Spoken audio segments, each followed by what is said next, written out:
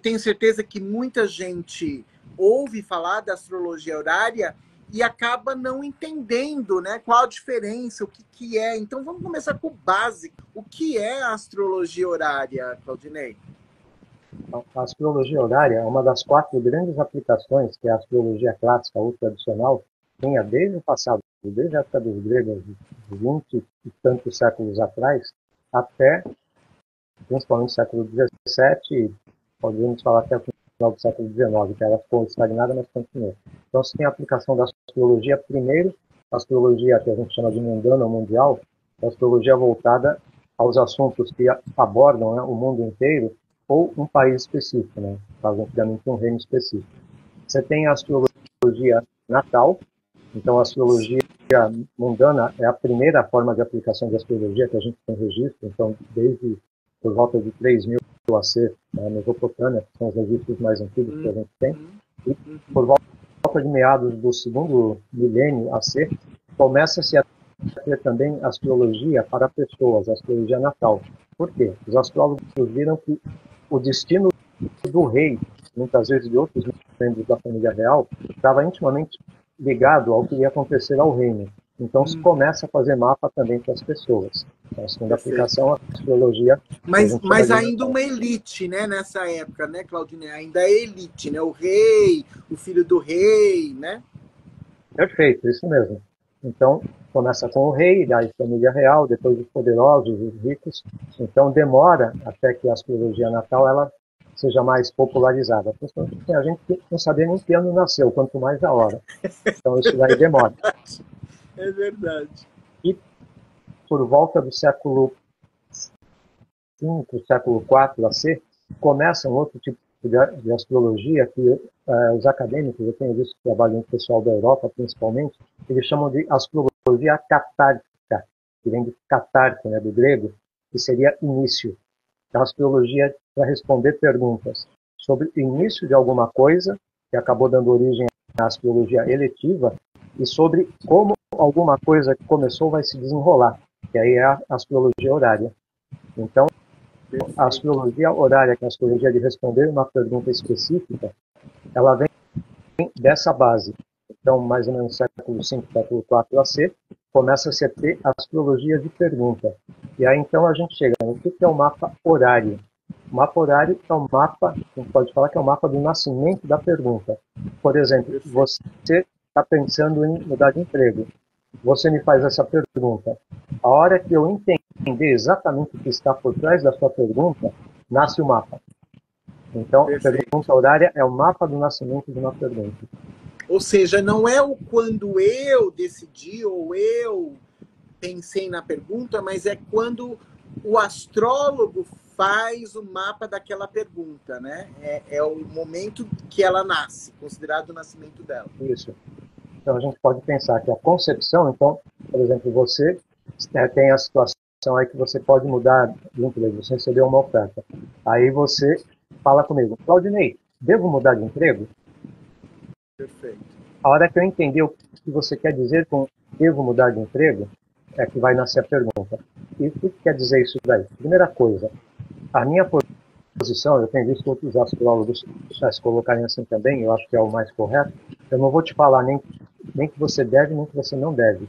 Eu vou te dar informações para você escolher. Perfeito. Essas informações vão vir do mapa, só que antes de fazer o mapa, devo mudar de emprego? Mas espera aí, o que o Ed quer com a mudança de emprego? Ele quer ganhar mais dinheiro? Ele quer ter mais qualidade de vida? Porque hoje ele leva 2 horas para ir, 2 horas para voltar, outro emprego é mais perto. Ele quer se livrar de um chefe tóxico? Então, a hora que eu entender o que realmente você quer com a pergunta, aí então, então é isso? É. Então, agora é a hora que nasceu a pergunta. A hora que eu tive o entendimento do que ela envolve. Ou seja, a pergunta é fundamental para que a resposta seja eficiente. A maneira como é feita a pergunta e você entender o objetivo daquela pergunta. Exato, isso daí a gente fala que é o contexto da pergunta.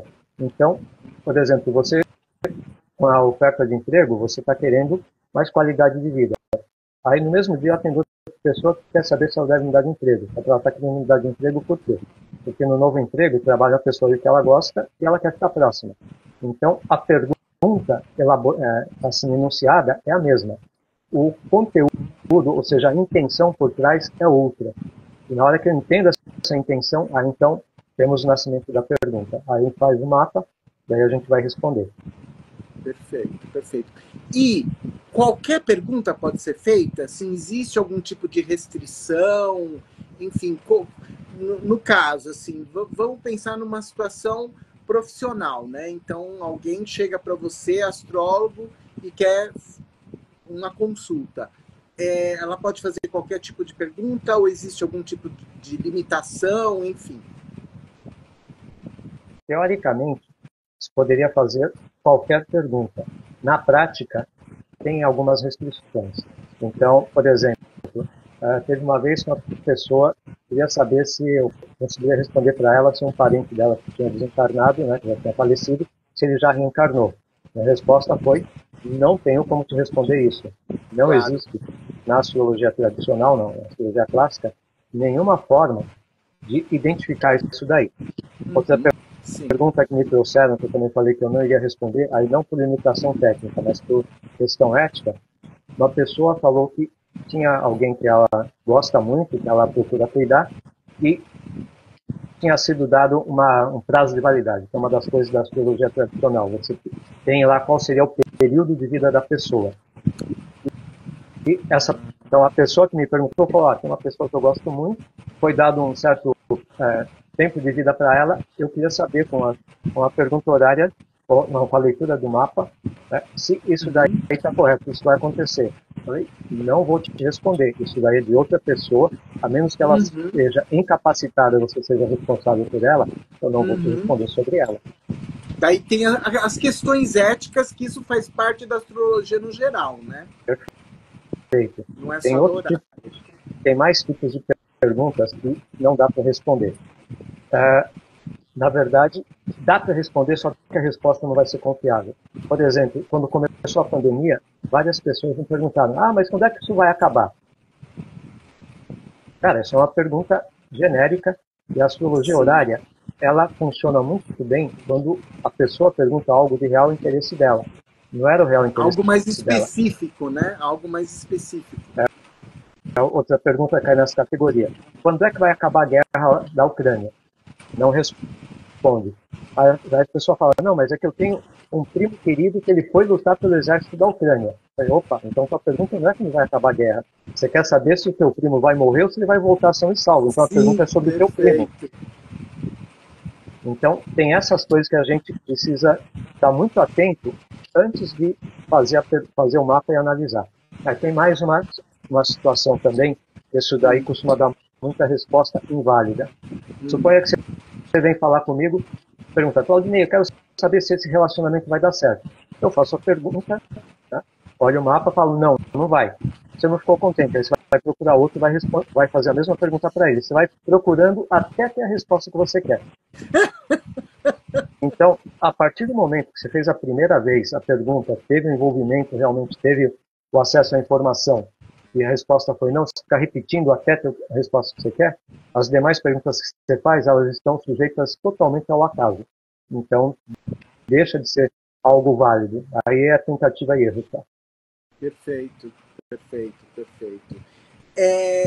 Bom, o que você falou agora seria o que se chama de mapa horário, ou tem algum outro tipo de mapa horário?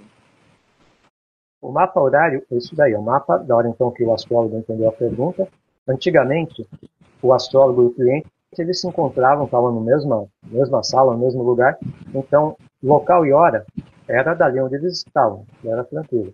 Hoje em dia, eu atendo gente de outros lugares, então, de outras cidades, outros estados, até de outro país, e eu não preciso fazer na hora que vem a pergunta. De repente, estou trabalhando em outra coisa, o pessoal me mandou um e-mail com a pergunta às 8 da manhã. Eu abri às 10 da noite, está muito claro aquilo lá, entendi, confirmo com a pessoa, então 10 e 2 da noite é a hora do mapa. Para onde eu estou. Tem gente que trabalha com o mapa pelo local do cliente. Eu sigo a linha, né, do local que eu estou, porque se a ideia é o mapa do nascimento da pergunta, onde que nasce a pergunta? Na minha cabeça, na hora que eu entendi. Então, exatamente, da hora em que eu estou, do local que eu estou. Perfeito, perfeito. Não, faz todo sentido isso. E você pode dar exemplos de aplicações? Você já deu alguns exemplos de perguntas, mas de aplicações no dia a dia, enfim, o que você pode exemplificar para a gente? Tá, eu já respondi perguntas, então, sobre relacionamentos, que outras pessoas mais procuram. Sim. Localização de objetos perdidos ou desaparecidos. Localização de objetos, que legal! E como funciona? Como funciona essa? Isso daí, bom, para qualquer que seja o assunto que você vai perguntar, o mapa horário, se a gente for pensar, ele se baseia na astrologia clássica, né? Então você tem 7 planetas. Então, sim, a princípio, você tem que ter um jeito de fazer a tradução de qualquer coisa no universo para um dos 7 planetas. Então, tem os protocolos dentro ali da astrologia clássica para você achar quem é o planeta que melhor representa aquilo que está sendo perguntado. Perfeito. Então, você analisar o mapa. Então, procuraria qual é o significador do objeto desaparecido. Perfeito. Uma vez identificado qual é o significador, você vai ver signo e casa em que ele está. Signo e a casa vão dar características do lugar, se ele está próximo, se está longe, se ele está no lugar alto, se ele está embaixo de alguma coisa, se ele está escondido, se ele está fora da vista, se ele está dentro de algo. Então, começa a entrar realmente ali naqueles detalhes da astrologia clássica. Por exemplo, se o significador estiver no signo de Leão, Leão, pela abordagem moderna, contemporânea, a gente pensa, não, é generoso, orgulhoso, autoridade. Pela astrologia clássica, o que é o signo de Leão? O signo de Leão, ele é quente, seco, masculino, diurno, fixo, não humano, bestial, feral e estéril. Fala, pois é. Na astrologia clássica, o signo só qualifica o planeta que estiver ali. Então, para o assunto que está sendo perguntado, tem um planeta que está em Leão, qual das 15 coisas, 15 qualidades associadas com Leão, que é pertinente àquela pergunta? Isso e isso são pertinentes. Beleza. Então, o planeta ali, que é o significador, está em Leão, que é um signo de fogo. Opa! Procurem lugares, então, que tem fogo, tem aquecimento, tem a cor avermelhada ou alaranjada. Aí você começa a ver. O contexto da pergunta vai te ajudar a escolher quais são os atributos daquele signo onde está o planeta que podem ser úteis na questão. Que legal, interessante isso. Então, né, de relacionamentos, de localização de coisas, objetos, tem algum outro uso popular que as pessoas procuram muito? Você comentou do emprego, né? Emprego. Vi questão lá de pessoa querendo saber de mudança de emprego, pessoa que perdeu o emprego, quer saber o que vai acontecer. Questões de saúde, então, sobre doença, sobre cirurgia que vai ser feita. Questões de saúde abordaria o quê? Se vai ser curado ou quando vai ser curado, esse tipo de pergunta? Isso daí entra como decorrência na questão de saúde. A abordagem antiga, vamos dizer assim, a abordagem pré-industrial, ela focava muito em se a pessoa está em equilíbrio ou não. Equilíbrio do quê? O equilíbrio dos 4 humores, que a gente atribui, associa com os elementos. Então, sim, pelo mapa horário, você vê se a pessoa ela está realmente com desequilíbrio. Se tiver com desequilíbrio, por exemplo, está com excesso de fleuma. Então, esse excesso de fleuma, como que isso é tratado? Na astrologia antiga, na medicina antiga, então a pessoa que está com excesso de fleuma, está com excesso de umidade e de friagem. Então, o que você vai fazer? Manter a pessoa protegida de vento, de frio, aquecida, consumir, então, alimentos secos e quentes, então, colocar temperos lá como pimenta, etc. Esse tipo de coisa. Então, tem uma identificação de se está em desequilíbrio ou não, qual a possível causa do desequilíbrio e quais as ações para se tomar. Então, a aplicação em termos de saúde, ela não substitui o médico, mas ela Claro. pode ajudar a dar informações para o médico poder fazer um diagnóstico mais preciso. Principalmente que hoje em dia você tem uma série de exames e de coisas que vão apontar especificamente em que parte do corpo que aquilo está. Com a astrologia dá para chegar em parte do corpo também, mas eu acho que a pessoa se basear só na astrologia é complicado. Então a astrologia ela vem como um recurso adicional. Mas, por exemplo, resultado de cirurgia. Uma vez fiz um mapa aí que a pessoa ia fazer uma cirurgia de um meningioma, ou seja, de um tumor benigno no cérebro. Então, deu para ver ali qual que era a tendência, né, daquilo. Infelizmente, foi uma cirurgia que foi um sucesso.